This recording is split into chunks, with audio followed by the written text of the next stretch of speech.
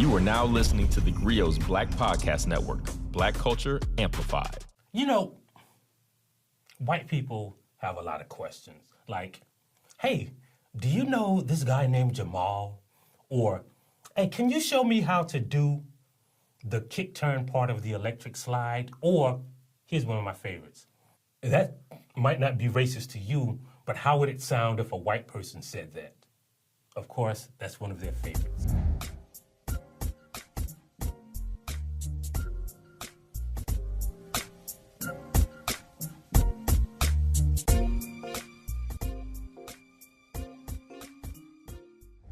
Today we're going to talk about reverse racism because, you know, white people love to say that black people are being racist against white people if we make fun of how they clap or how they dance or how they season their food or anything, right?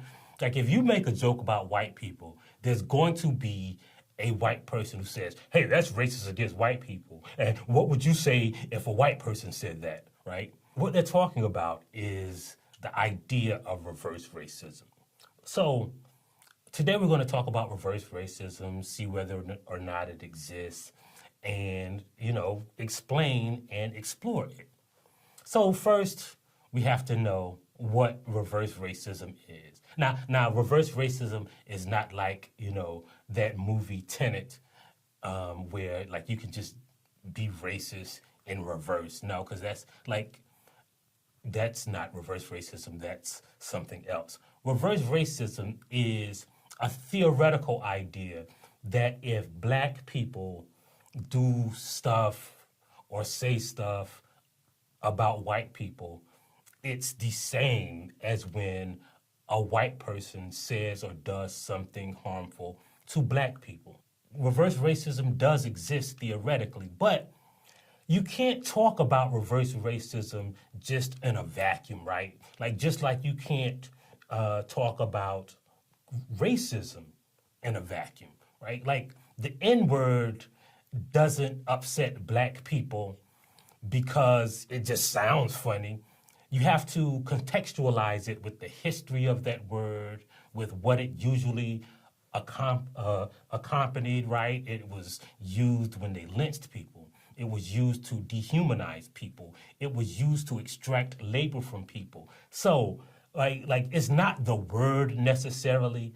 It's all of the things that are attached to that word through things that white people actually did. So even though, like, calling a white person a colonizer or a cracker, no, not a cracker, because see, and we're going to get into this, but cracker is actually a word that has historical context, right? The person who supervised slaves often was someone who was hired by the person who owned the slaves. All slave supervisors, a lot of slave supervisors, were not slave owners. They were people who were chosen because they were brutal and they were chosen to keep slaves from escaping, from being lackadaisical, from running away. And so they were known for cracking the whip extra hard or being whip crackers, which was eventually shortened to crackers. Theoretically, those are two bad words, but it doesn't connote the same history of harm. The same is true with reverse racism, right? Just because it's theoretically possible doesn't mean that it is a scourge that we should be addressing. Because, like, okay, theoretically, there are dogs that can meow. But that doesn't make the dog a cat, right? It's just one symptom or one characteristic of being a cat is meowing, right? The dog doesn't have cat whiskers. It can't make kittens. All of those things are true for reverse racism, right? Just because a black person can say or do something doesn't make it racist because they can't conjure up the same history and systemic harm that is indicative of regular Dollar Tree historical racism. There are a lot of examples of that, right? Like you'll always find someone, whenever you mention something about racism on social media, there'll be somebody who says like they grew up in a black neighborhood and black people made fun of them. And like theoretically that's racist, but it's not like they didn't live in a whole ass country that protected their whiteness, right? Like this guy, right? Like look at this tweet. Like this is a guy talking about he went to a Jay-Z concert and people call him a honky. Like, first of all, I know he's lying because like who calls somebody a honky, right?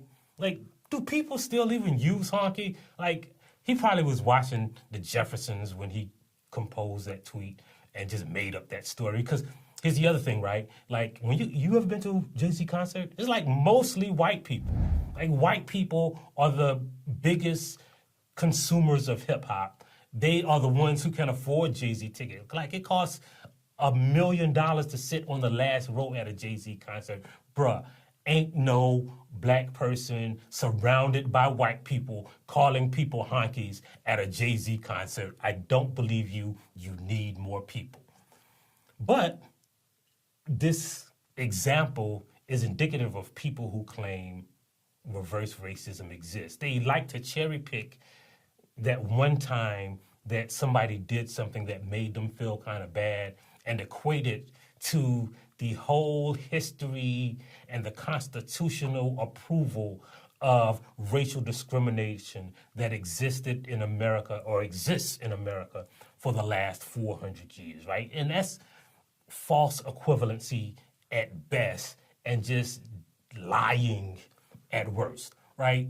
Because you have to understand how black people understand racism. So one of the best examples is this recent, like just a couple of weeks ago, Pew came out with this poll and it asked people, like, what's the worst kind of racism? When you think about racism, what do you worry about? And here's what black people said. They're not worried about individual acts of racism. They're worried about systems and institutions that perpetuate inequality. You can see the results right here.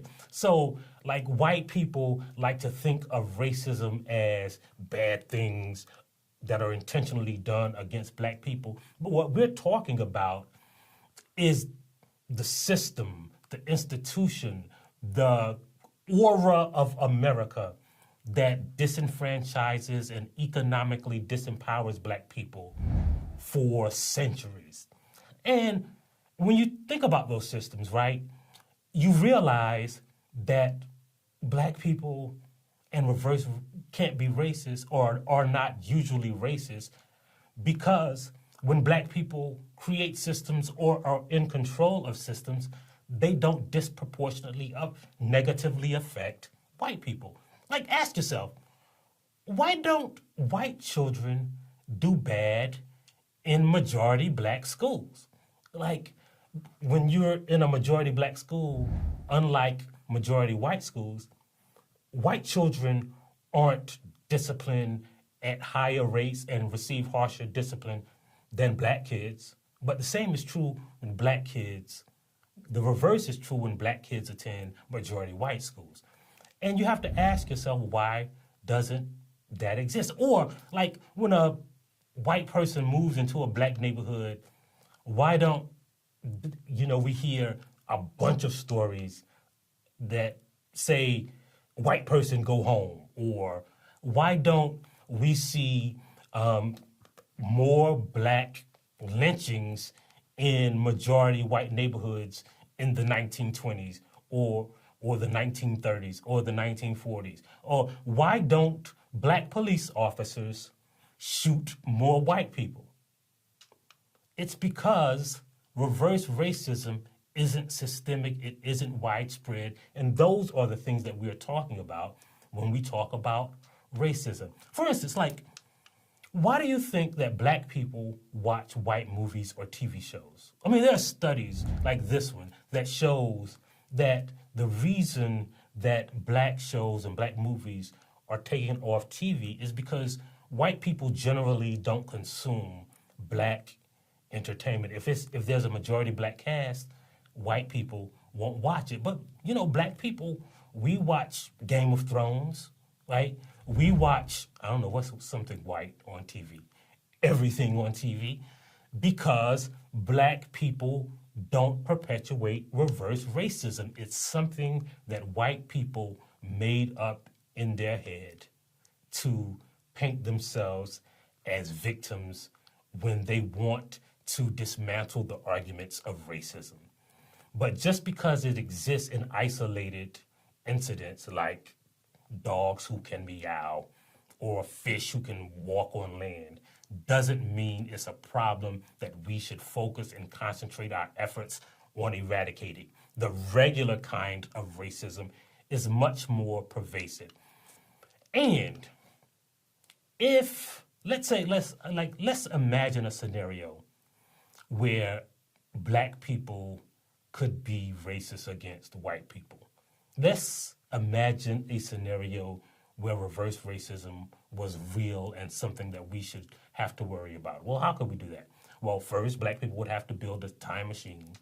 Then they'd have to codify race-based discrimination. Then they have to manufacture a philosophy that says white people are inferior. Then they have to set up a system that economically disempowered white people. Then they'd have to create a political system that disenfranchised white people, but called it a democracy.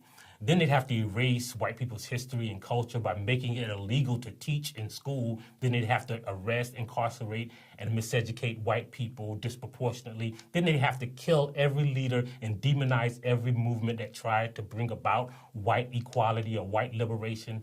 And when they couldn't overcome all of these obstacles, we'd have to perpetuate the idea that white people are inferior because they can't overcome all of the obstacles that we created.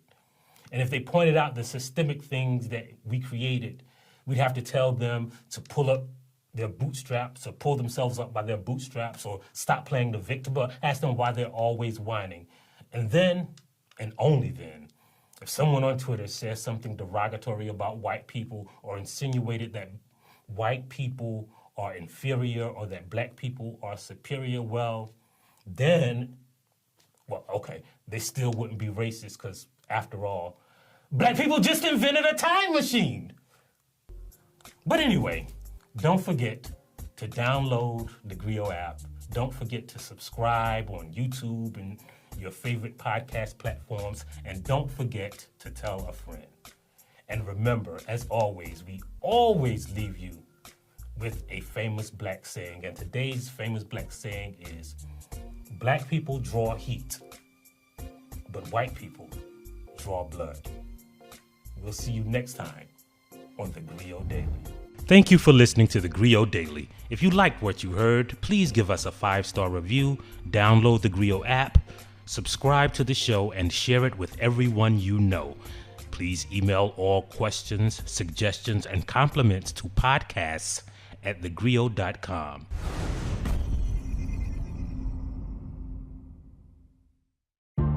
The Griot Black Podcast Network is here, and it's everything you've been waiting for. News, talk, entertainment, sports, and today's issues, all from the Black perspective. Ready for real talk and Black culture amplified? Be inspired. Listen to new and established voices now on the Griot Black Podcast Network.